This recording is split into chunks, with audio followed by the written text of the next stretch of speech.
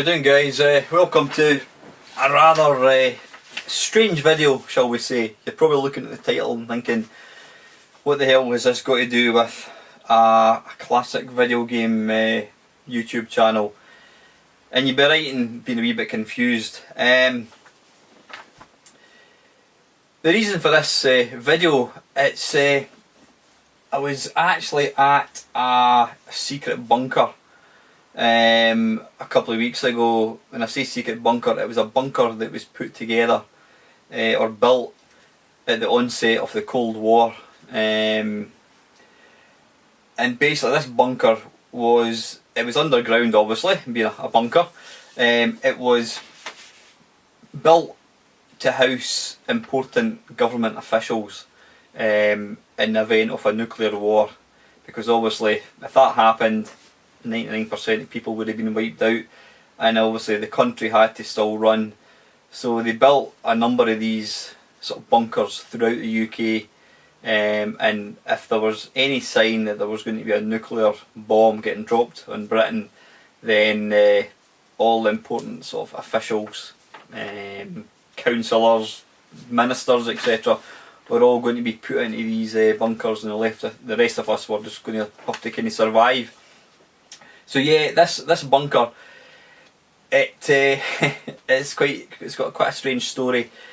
It was put up for sale. I mean, basically this bunker, where it is, it's, to the untrained eye, it looks just like a little cottage, a little farmhouse. And it's only when you actually go in, you discover there's actually a long tunnel that goes underground that leads to, 3 levels. Now this bunker actually closed. I think it closed for use in 1991, I think it was, and then in 1993 the house was put up in the market for sale. It was put up for sale, and the guy that bought it, he got it for £60,000. Now he thought he was buying a little farmhouse, and what he didn't realise until he actually bought it was that there was 3 underground floors of various rooms and that kind of stuff, which was just incredible. What the guy did was, through kind of government funding and help from the Ministry of Defence, he actually kind of put the bunker back to how it would have looked back in the sort of 50s and 60s. And then he opened it up for the public, and I've got to say, it's an incredible place to visit. And being there last week, it just invoked a lot of memories that I've got as a child, and that's the purpose of this video. I just want to talk about how I felt as a sort of a teenager growing up in Britain in the mid-80s, with the sort of threat of nuclear war. Now, I've got to say, before I kind of get going with this, please accept that this is just my thoughts and memories as a kid. Anything that I say here, please don't take as factual. I mean, yeah, I'm not going to tell you any lies, but some of the things I'm probably going to talk about may not entirely be true, because I've not done any research as such. It's just really my waffling and witterings as a teenager growing up in the UK in the sort of mid-80s. But in 1945, I've written a few notes here, which I checked online. In 1945, just before the end of the Second World War, the US were still at war with Japan, and what they did was they dropped 2 atomic bombs, one on Nagasaki and one on Hiroshima. Now I don't know what one was first, I'm not too sure, but they both dropped kind of pretty much one after another. Now these actually killed 129,000 people, which is just terrifying. Now what I'm going to do is give you a wee video clip of just the bombs, what actually happened, and the devastation. So yeah, you can watch that just now.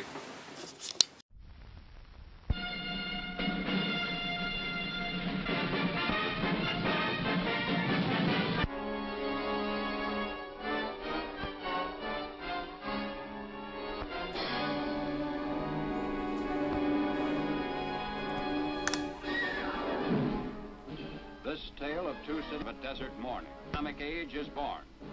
A scientific thunderbolt gives a preview of its destructive force.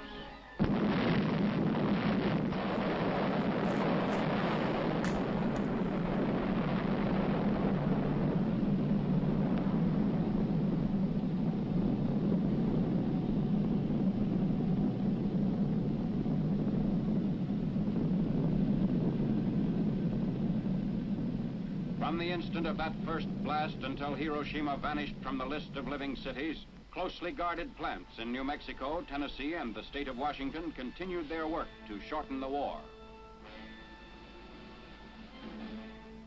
Hiroshima, one of Japan's arsenal cities, was selected as the first to feel the weight of atomic power. 21 days after the New Mexico dress rehearsal, a lone B-29 was over Hiroshima, carrying an atomic bomb.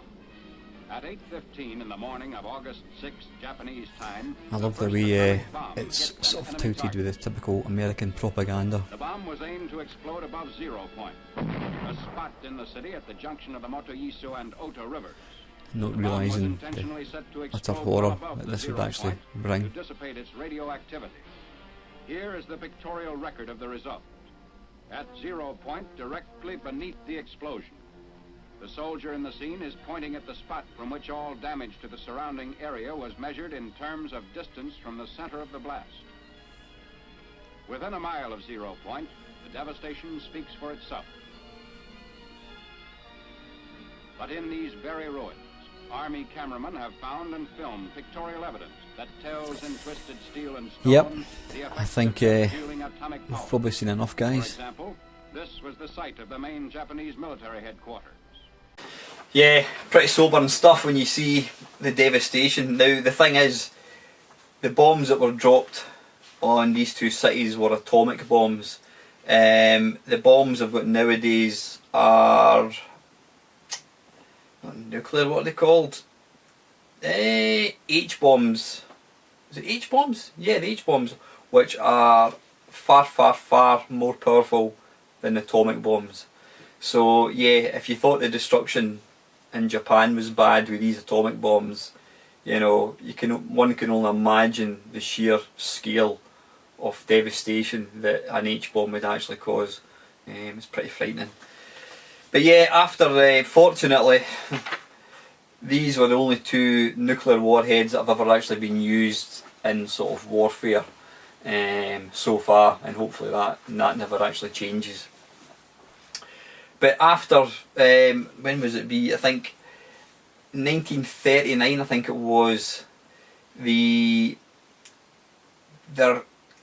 came a state of sort of, well, it was known as the Cold War. It was a state of relations, very, very fragile relations between the East and the West. The USA and its allies, they became known as NATO, which is North Atlantic Treaty Organisation, and Russia, which and their allies became known as the Warsaw Pact. And it was just a. The funny thing was, there wasn't really any fighting going on between the sort of that period, but it was like a knife edge, you know. There was always a threat of something happening. It just took one of these countries to launch a bomb, and that would have been it. You know, if Russia had launched a bomb, the US would have responded, and probably Britain would have got involved as well. So it was a very, very frightening period. So that's when all these nuclear bunkers were built, because of this fear that, you know, things were going to kick off.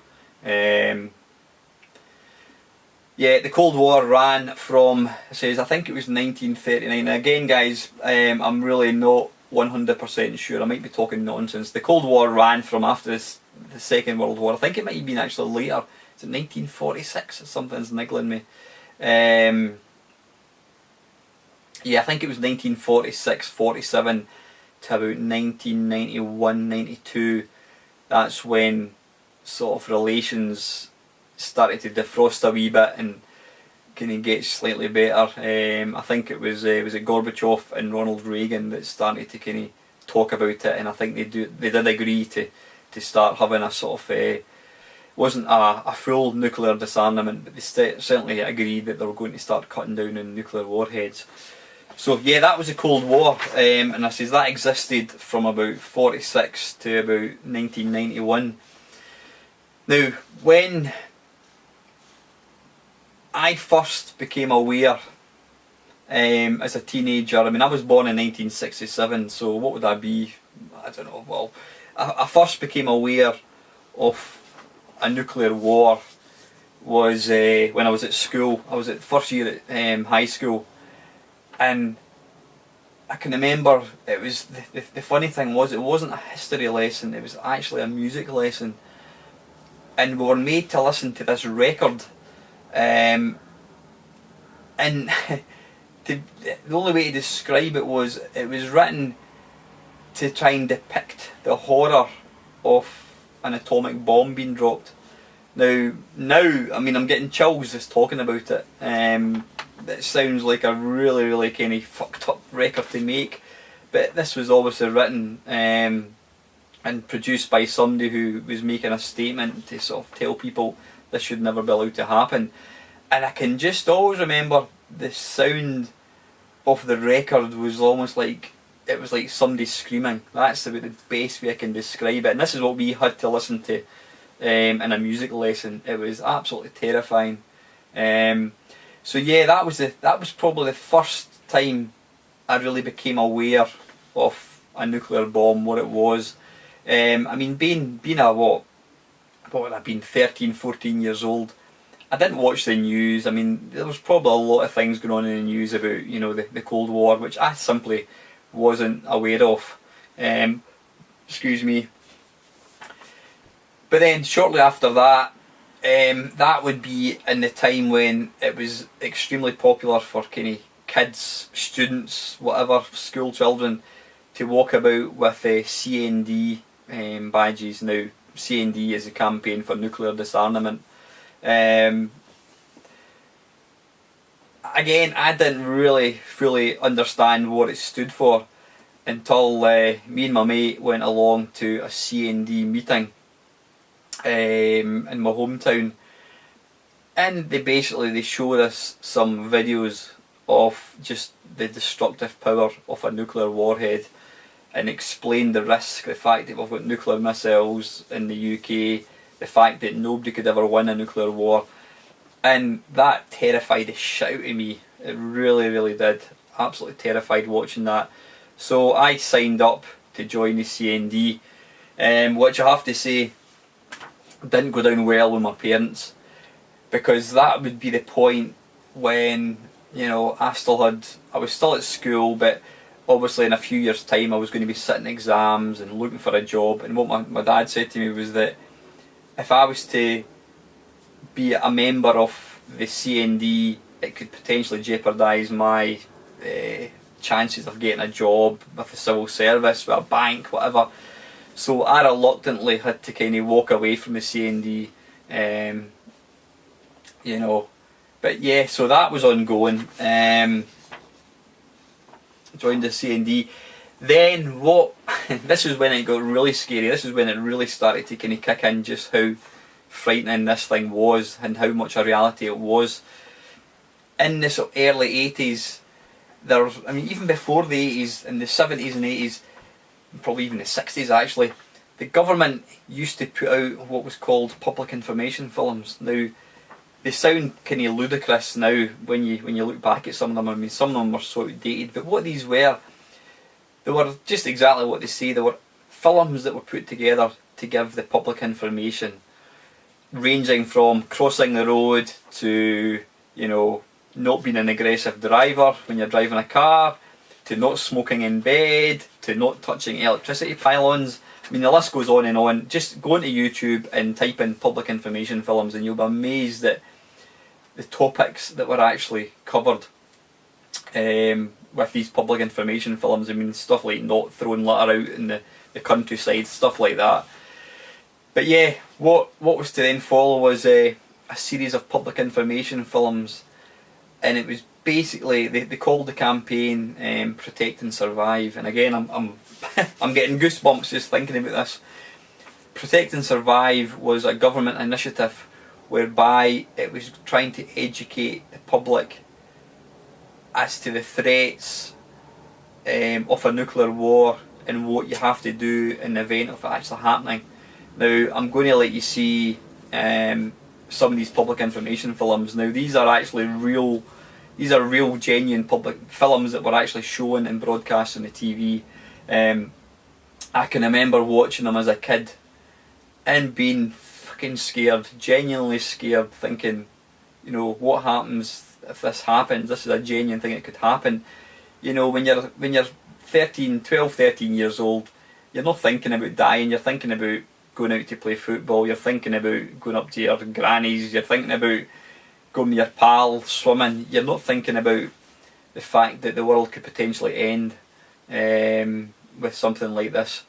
So yeah, these public information films, they were put out, I can't tell you what sort of time scale they were put out on. I just remember for a good, maybe a year or whatever, maybe less than that, I can't remember, that these public information films were being put out. Now, what made them kind of scary was, it's all just a matter of fact, you know. But, you know, in fact, I'm going to stop talking now and I'm just going to let you see it, and I'll kind of do a bit of commentary while these things are actually playing. Here they go.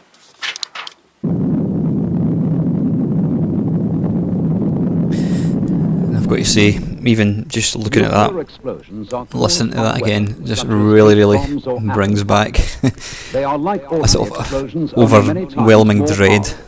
They cause great heat and blast. They also make a cloud of deadly dust which falls slowly to the ground. This is what is called fallout. So these are the two dangers. First, heat and blast, which is followed by fallout. The heat and blast is so severe that it can kill and can destroy buildings for up to 5 miles from the explosion. Fallout is dust that is sucked up from the ground by the explosion. It can be deadly dangerous. It rises high in the air and can be carried And that by noise winds for of the hundreds fallout miles really before just falling to the brings ground. back some terrifying memories as a kid. You know, you need to You appreciate can protect that these yourself were actually getting broadcast and your family. on, And you later know, on, we will show you TV what steps because to take. they felt that this was a genuine threat.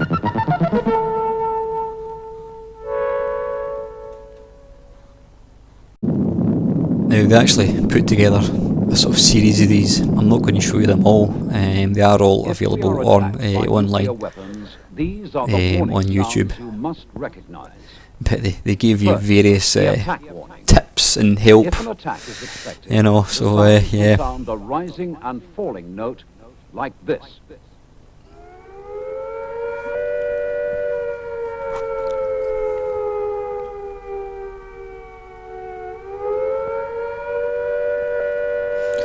I mean, the information films themselves were very crude, you know, with the graphics and that, but it was very matter of fact that made it so terrifying. Next, the fallout warning. When fallout is expected, you will hear 3 bangs in short succession. They will be sounded by means of maroons like this.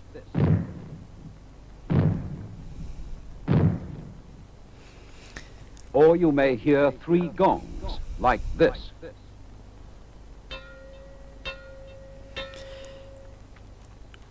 Or 3 whistles like this.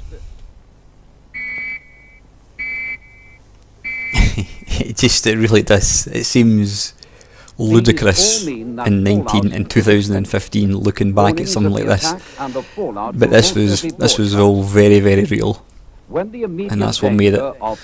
That's what makes. I mean, as I'm sitting talking to you right now, I've got goosebumps. It just really brings it back.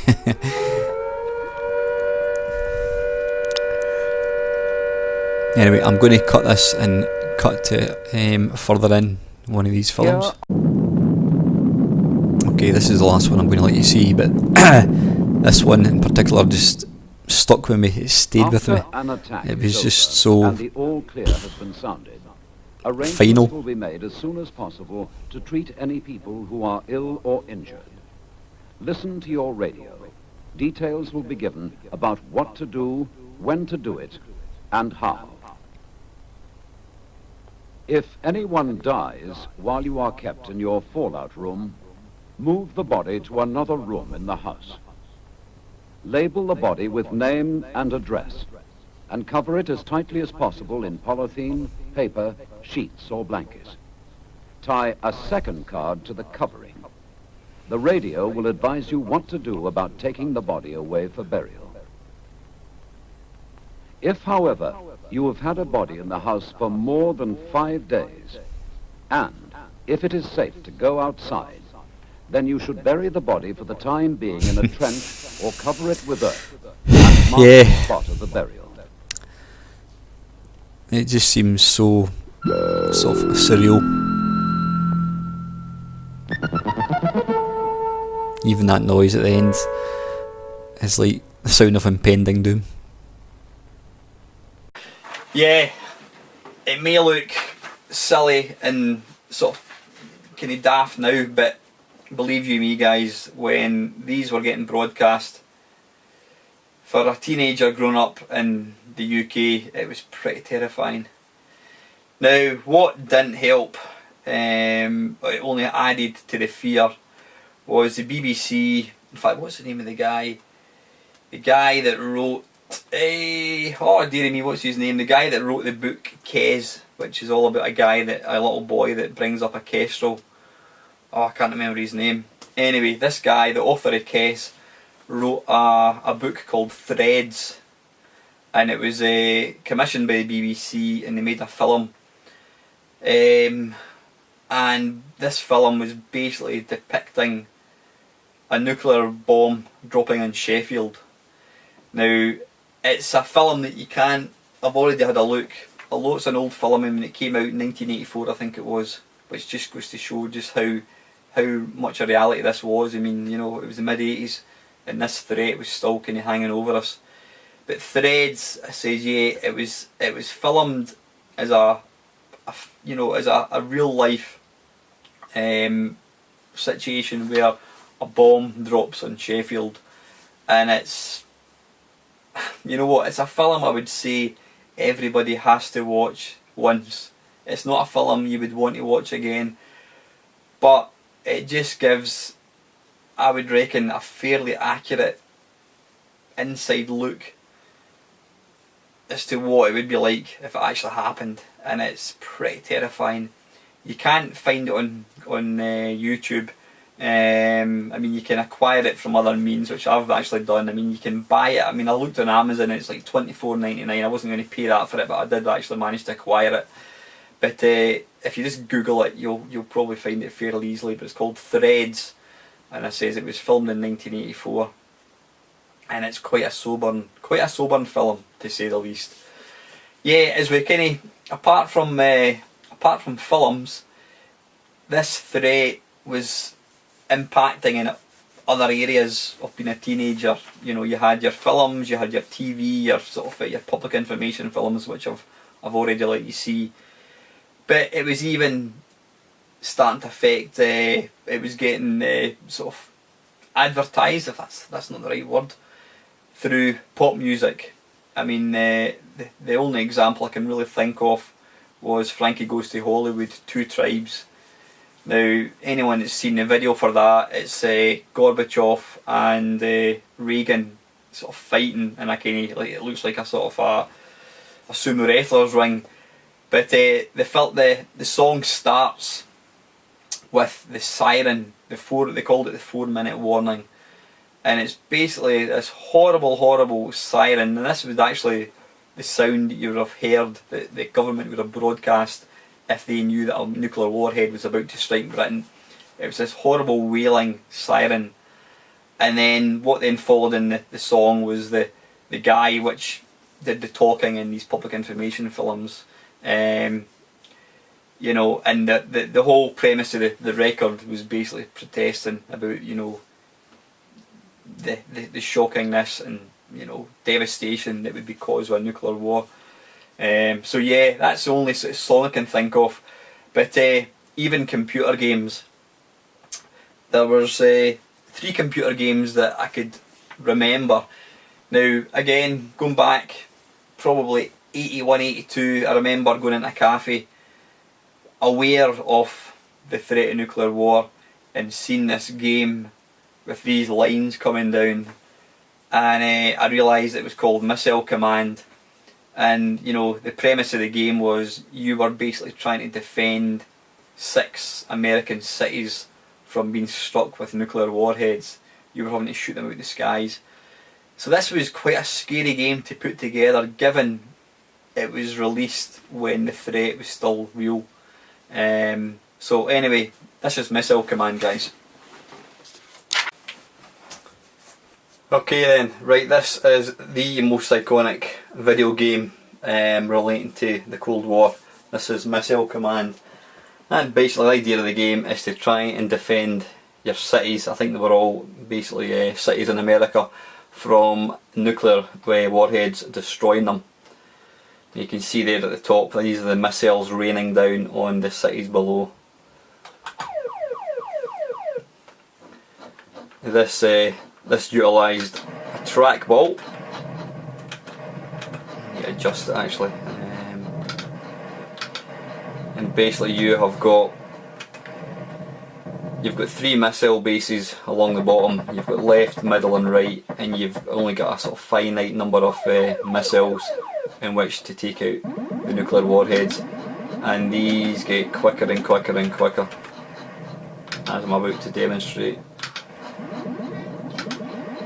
And basically the game ends once all your cities are destroyed. And yep, this game came out in, I think it was in 1982, and literally was right in the middle of the Cold War. I can remember seeing this game in a cafe, and bear in mind, you know, that we were getting shown adverts on TV, not adverts, public information films. There we go. There's the first one. Destroyed one of my cities, and there's another one about to destroy a city. Yeah, we were actually getting shown public information films on TV at this point. So seeing a video game, you know, all about nuclear war was pretty terrifying.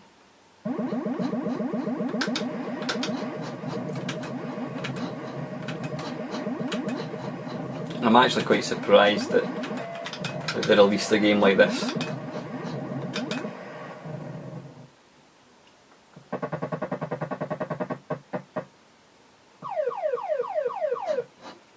You'll see here it really starts to speed up a lot now.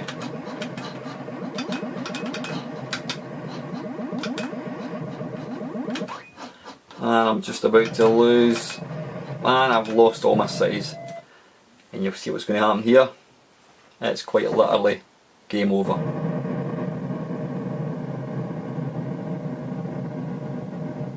Yep, it says it all. The end. Okay, that was Missile Command, guys. Yeah, again it looks all very innocuous and sort of innocent, but back in 1981, you know, I mean, I think the game says it all when you lose your final city, and it doesn't just come up game over, it comes up the end, and that's pretty much what would happen, you know, had that actually happened in real life. So that was the only arcade game that I'm aware of. There may be other ones. Excuse me. One game which was released on the Commodore 64, in fact it was also released on Amstrad and Spectrum, was Raid Over Moscow. This game was released by US Gold. It came out, it originated from the States, and again it was released right when the Cold War was still sort of in effect. And the idea being Russia have launched a nuclear attack on cities in America, and it was your job to try and destroy the missiles and ultimately destroy the missile bases. So this is Raid Over Moscow. Okay, this is probably the most sort of iconic game on the home computers. This is Raid Over Moscow. I think it was released as Raid Over Moscow in Europe, and I believe, and I might be talking nonsense, it was renamed, was it Raid in the United States. I mean, this game came out, there you can see it there, it came out in 1984. This was still in the height of the Cold War. So, you know, putting out a game similar to this is probably, it was quite a scary thing at the time. Now, it's quite a complicated game to play. I'll need to try and remember how to do it. Let's go for beginner. Now, you can see here, there are basically, how many missiles are missiles getting launched. You can see the missiles getting launched on the right hand side. Now the launch site was Minsk, and it's going to be heading to Atlanta, and it's going to be, well, you can see their time of impact, time to the impact was 6:42, and the idea being I have to try and take out the missiles. Now this was always a really difficult level because you've got to try and press, is it F2 I think it is? We're trying to maintain height.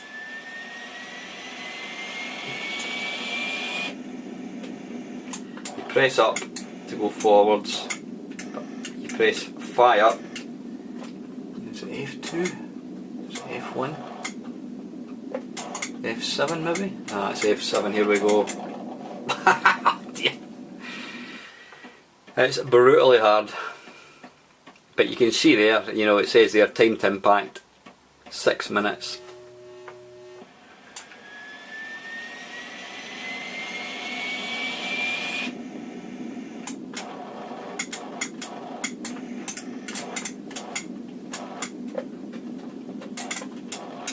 No. It's not an easy game at all.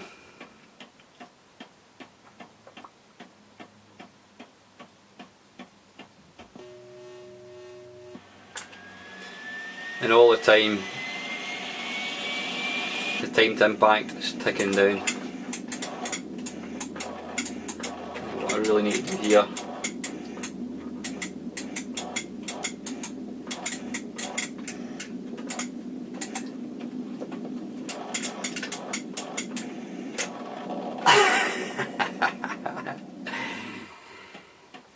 It's just as well I wasn't a pilot back in the day.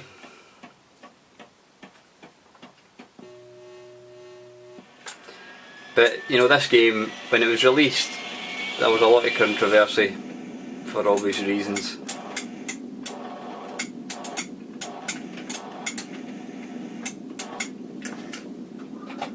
Right, come on, no, don't crash. Dearie me, this is even harder than I remember it to be. I'm fast running out of time here.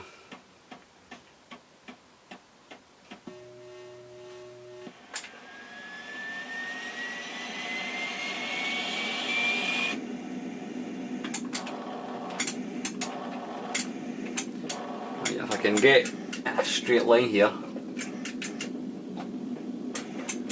I might just pause.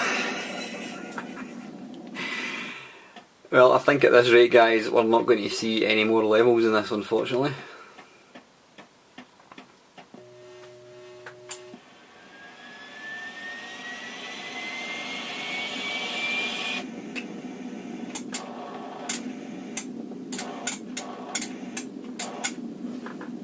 Come on, let's... This time, come on. Right, now, this is where I now control the aircraft, and I think I fly towards the missiles. I'm trying to remember what I do here. Did I fly to Minsk? I think I may fly to Minsk actually. Like I said, it's been a long time since I've played this game. Now I think the idea is I need to try and, yeah.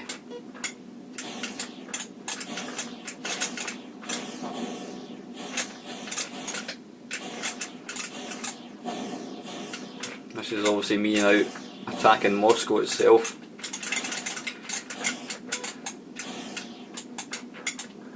Now, I'm guessing this game was never released in Russia. What happened here? I didn't even notice anything. Right, that's been destroyed. So now I've got 3 minutes before a missile hits Atlanta.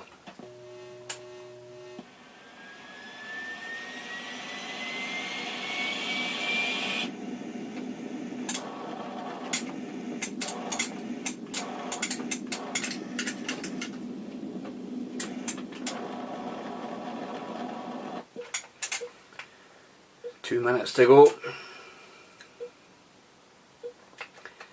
Now it may only seem like a silly little computer game, but you know, the implications of what was actually happening here were, it's quite scary, you know, and factor in that this game was released when this was still a stark reality, and that's what made this game so scary.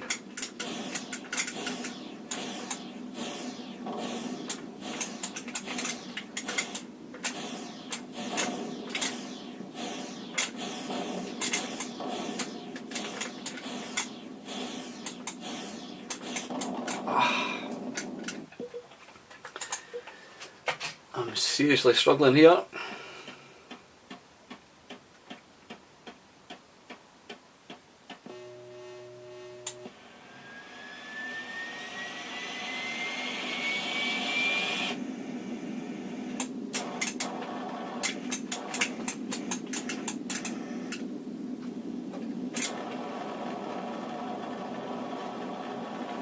At least I'm starting to get the hang of that part. And you have got precisely 1 minute and 55 seconds to go.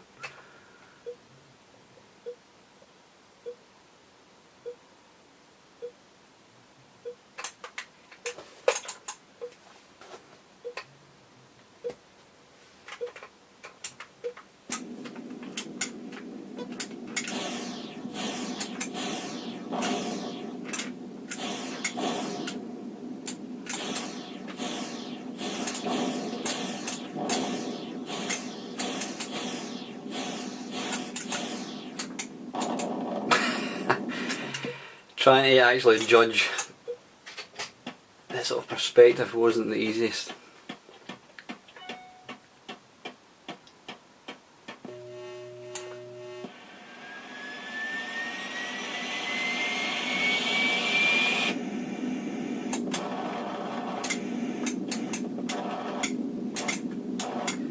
But the sound in this game was pretty good. Well, I think this is my there you go, game over, guys.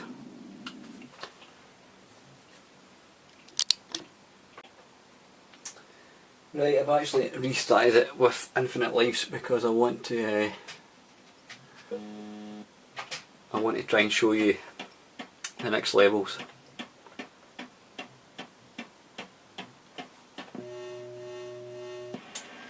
It's not going to make the game any easier, but it's going to give them infinite lives.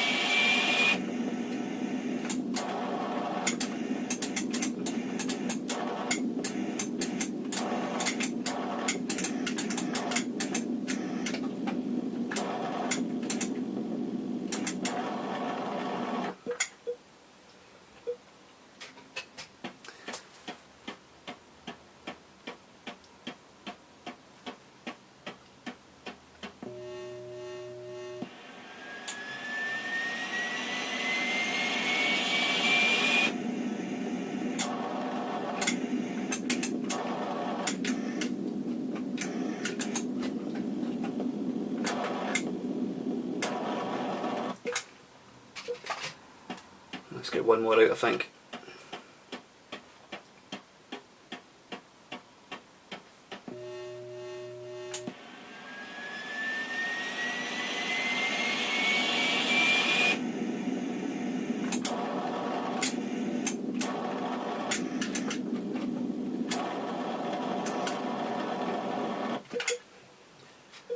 Right, okay.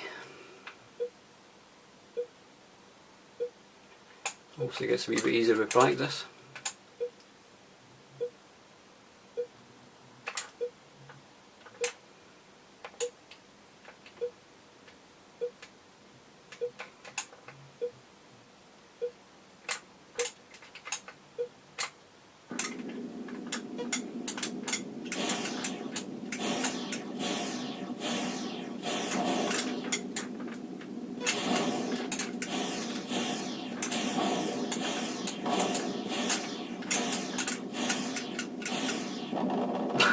Dearie me.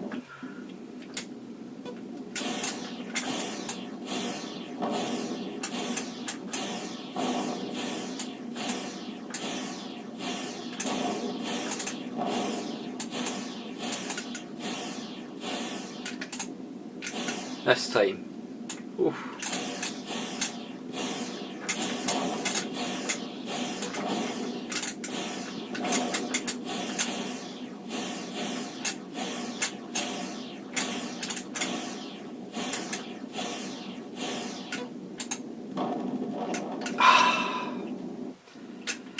It is not easy trying to judge that. It's really not.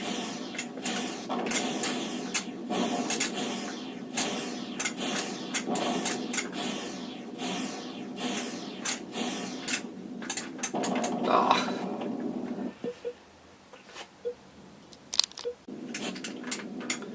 Okay, right, eventually got to the end of this level. This one, you've basically got to try and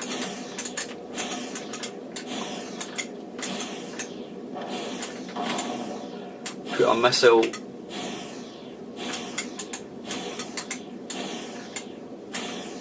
through the sort of porthole, which isn't always easy. I'm trying to remember how exactly does it tell you.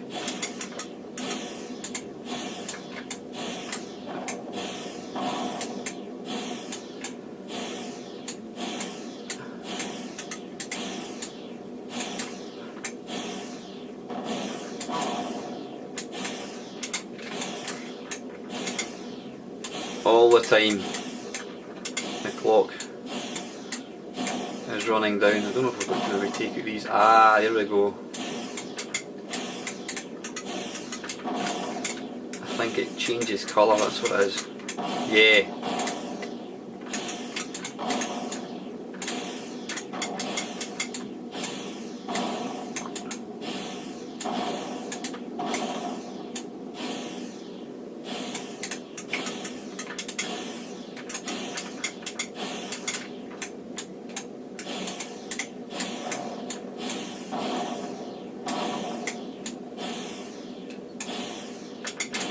I think these are the sort of missile silos.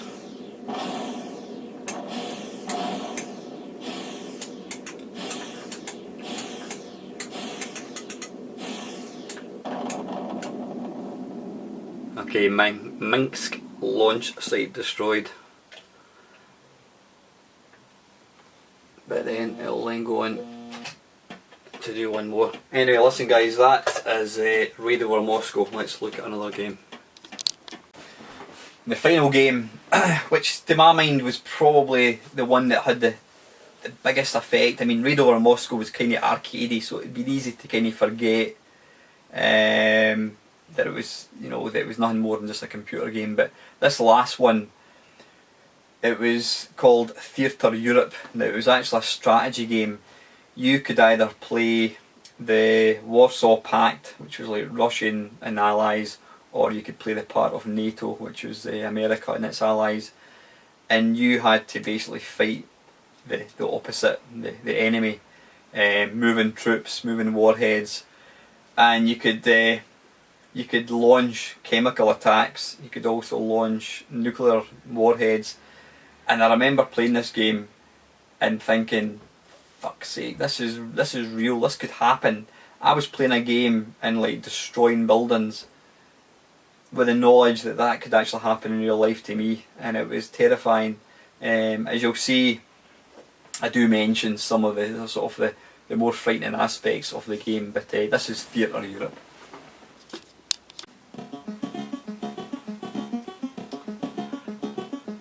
This is Theatre Europe, and this was released by XCS. Basically what this game was, it was you can tell the tune. It was Give Peace a Chance, which was by John Lennon, I think it was. Yeah, and this was basically a strategy war game based on the nuclear, obviously, Cold War that was going on between NATO and the Warsaw Pact. Now you could obviously pick who you wanted to go for. Now what made this game particularly eerie, it's not a particularly great game, and graphically wise it's very, very simple, but what made it quite scary was before you could actually launch a nuclear bomb, but before you could do that you actually had to phone a telephone number that was printed in the instructions with the game, and it gave you a phone number, and when you phoned this number it gave you a code. But what I can always remember doing was when I actually phoned the number, was there was a baby crying in the background, and it was just, you know, it was chilling, phoning a phone number and getting a baby crying in the background. And it was obviously they'd got an actor to sort of say, you know, this was the code to launch a nuclear warhead, and it was just it was very, very scary. So anyway, let's give it a go. I remember not being very good at this game. It's quite a complicated game, so we'll see how we get on.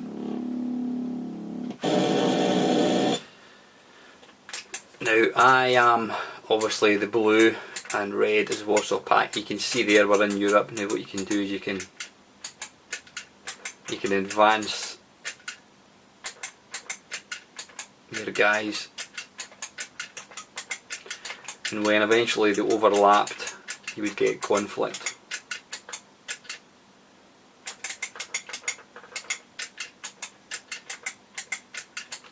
Quite a simplistic game, but it was really more what the game was about that made the game quite unnerving to actually play. You know, you really have to think about, this game was released right in the middle of the Cold War, and that's what made this so scary. What else? Why can't I press space or something? Right, I can now attack, so let's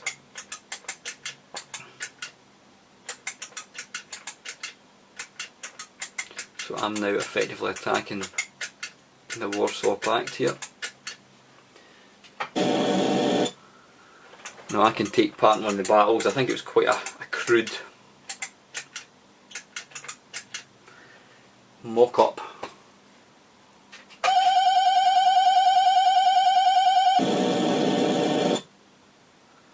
Now that sort of shows you what damage I've taken, so you can actually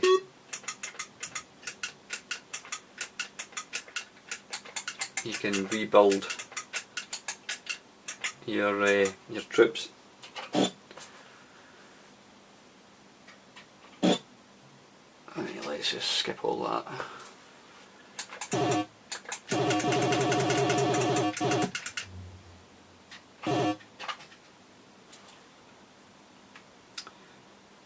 Now, look at that special mission phase. You can launch a strategic nuclear launch, a strategic chemical launch by pressing F7. Let's go for a chemical launch, which was F7.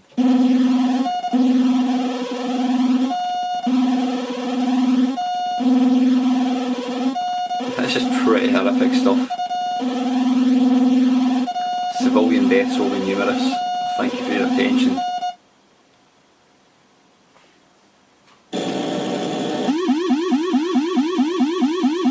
There's the chemical warhead.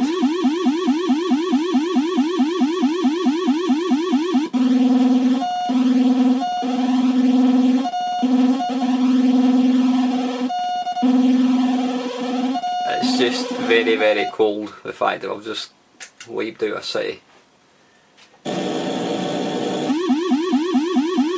There we go, this is them launching an attack on us. Paris.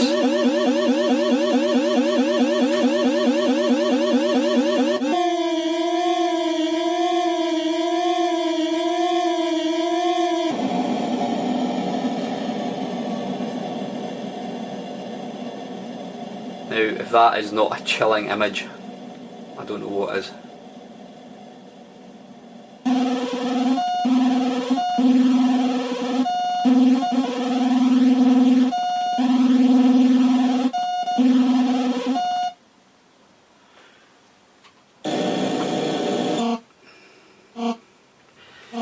Right, anyway, that's Theatre Europe. Yeah, I think that large mushroom cloud kinda says it all. It's a terrifying image, it really is. And I for one hope it never does happen, obviously. So yeah, listen guys, that is it. I hope I've not upset anybody with this video. I realise it's not for everybody. It's quite a sobering video to put out, you know, especially one in a gaming channel. It's not really games related at all. I'm just going to leave you with some pictures that I took. In fact, just before I go, actually, I'm going to go back to this secret bunker. Not literally go back, but just talk about it. The secret bunker that I was at, as you'll see from the images, it takes you through the various rooms and offices that were there to be occupied by the government should the worst happen. So I'm going to let you see these images, and I'll just do a wee kind of commentary and maybe with some music over it as well. So yep, I don't know if enjoy is the right word, but here we go. Okay, this is taken from the secret bunker. Now this is actually in a place called Anstruther in Fife in Scotland. Now I don't know whether these vehicles were put outside just for effect or whether these would have actually been there, I'm not too sure. Apologies about the thumb at the top left.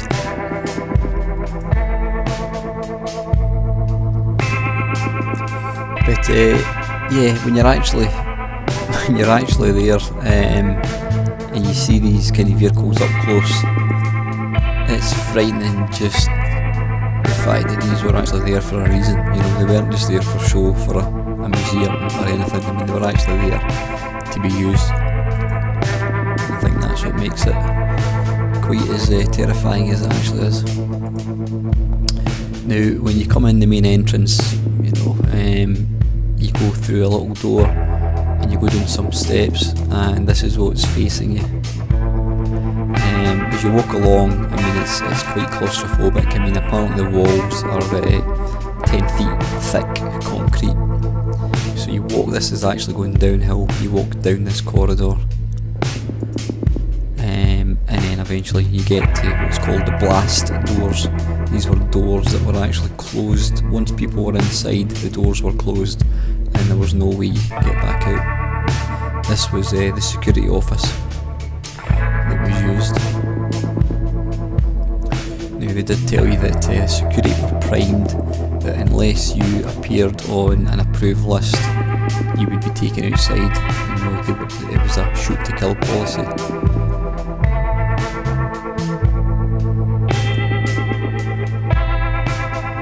This was the security office sort of bedroom if that's the right word to use. As you can see, it's all pretty sparse.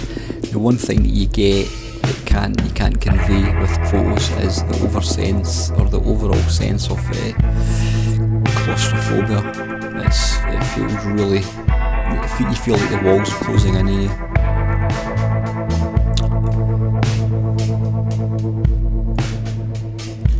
Now this is on the first level. These red doors are called the blast doors. They're apparently 2 tons each in weight, and these doors are pulled together to basically seal the bunker, stop anybody getting in and anybody getting out.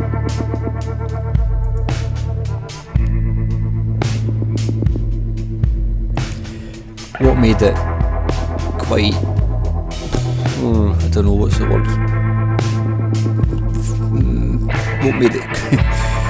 what made it feel real, if that's the best phrase to use, was the fact that me and my wife were the only 2 people in the place, so we really felt like we had sort of wandered in and we shouldn't have been there. This was one of the rooms where they were actually, you can basically make out the shape, you can see the map of Great Britain. This was used to try and decipher where and when missiles would land and what sort of impact they would have. And what is quite scary, I mean this bunker was opened in, I think it was 1939, something like that. It was open right through, so a lot of the equipment you see is very old-fashioned, but what's, to me, making it even more scary is the fact that there's a lot of equipment that was very much 80s, so you realise just how current this thing actually was. So that's looking down on the actual map.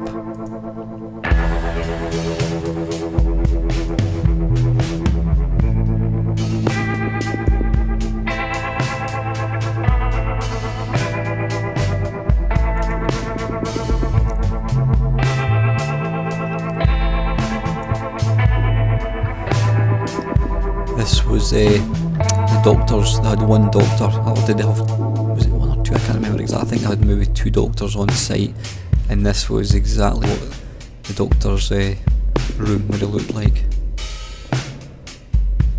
Don't know if that's a doctor there that's turned into a skeleton or not, but now this was at the top end of a dormitory, and you'll see in a second it was all just bunk beds. These were where the sort of personnel used to sleep.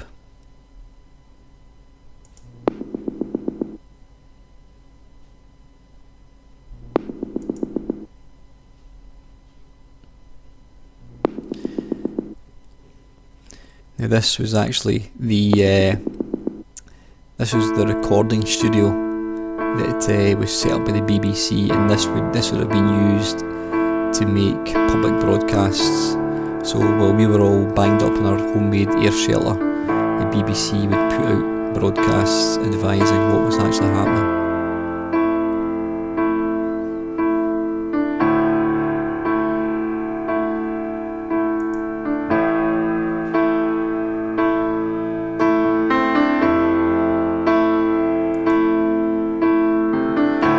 That's the same again.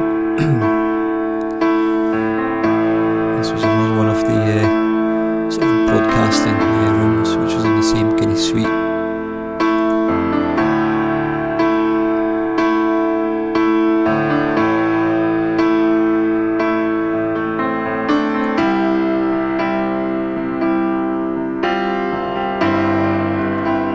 And this was actually, you can possibly see in the centre of the picture, Faz Lane in Coolport. Now, one thing I completely missed to tell you, which was another part of my experience, was Faz Lane was the military base where the nuclear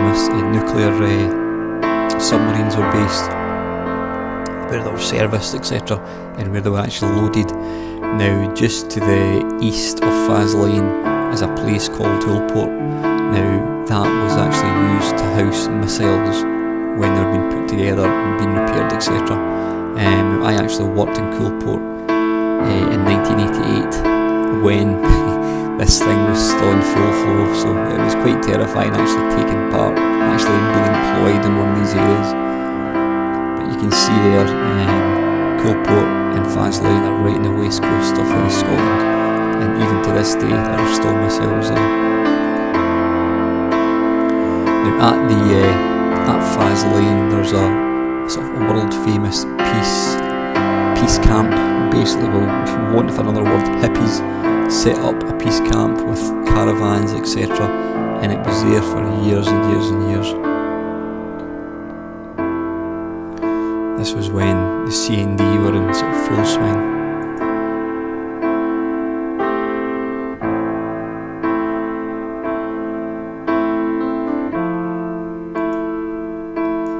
This was the chapel in the secret bunker.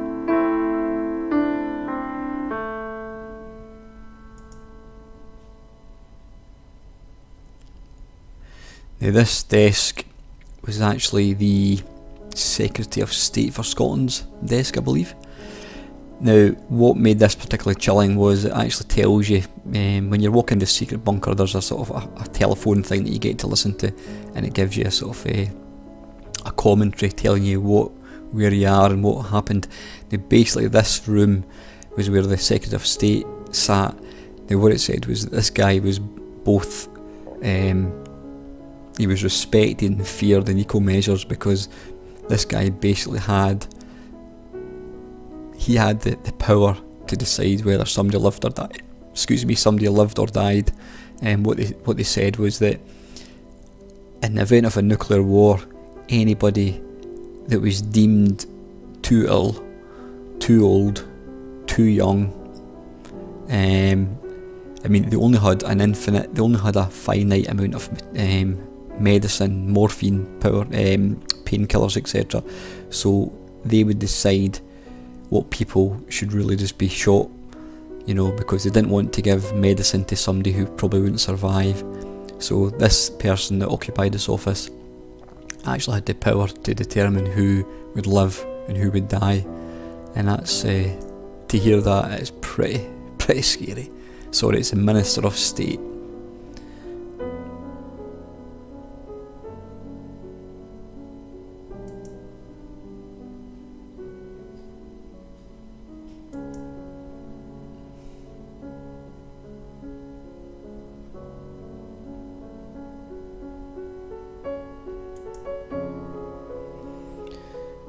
Now this was part of the main sort of control hub.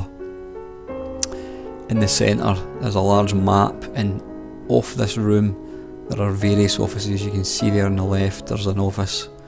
This is the main, it reminds me like the thing in Star Wars but this is the main sort of map, and off this area there are various rooms, and on the right you've got the Ministry of State's office here, so he could actually look out to see just what was happening. But you can see on the left hand side there's a bed. I mean, it's, this is where people were going to be holed up for months and months and months.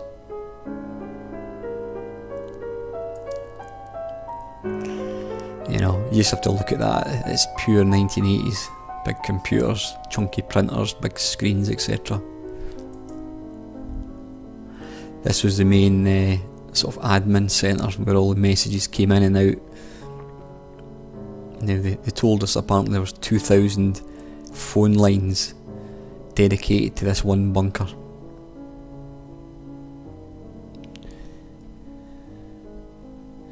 Obviously this would have been manned, you can see there, 24 hours a day. All these offices, all these bunkers would have been in touch with London and all other bunkers throughout the UK.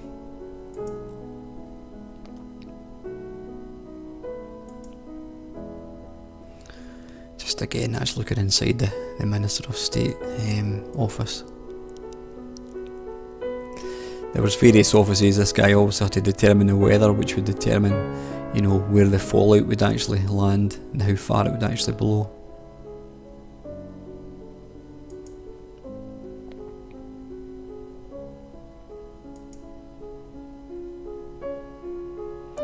It all looks very, very basic when you look at it now, but this is what they had. Now this was the armoury room, where obviously guards were given weapons and they would shoot people, if they were going to pose a danger.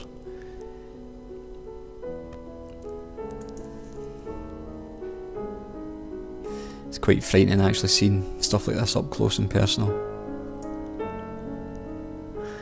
An Uzi submachine gun.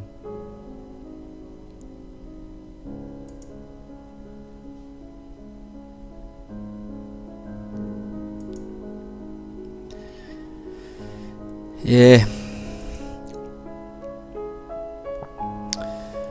The only good thing when you're looking at all this kind of stuff is you've got the knowledge that this was never actually, although this was manned all the time, it was never actually used, because obviously we've never had a nuclear bomb drop in the UK, and I hope that remains.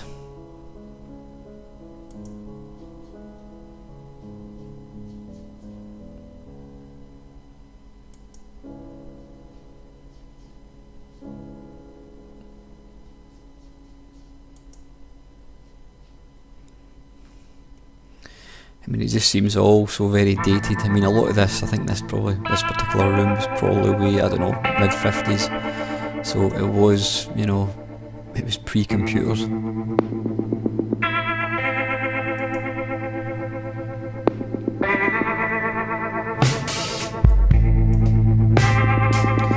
This was the radar room. You can see all the radar screens that were constantly monitoring the skies of the UK.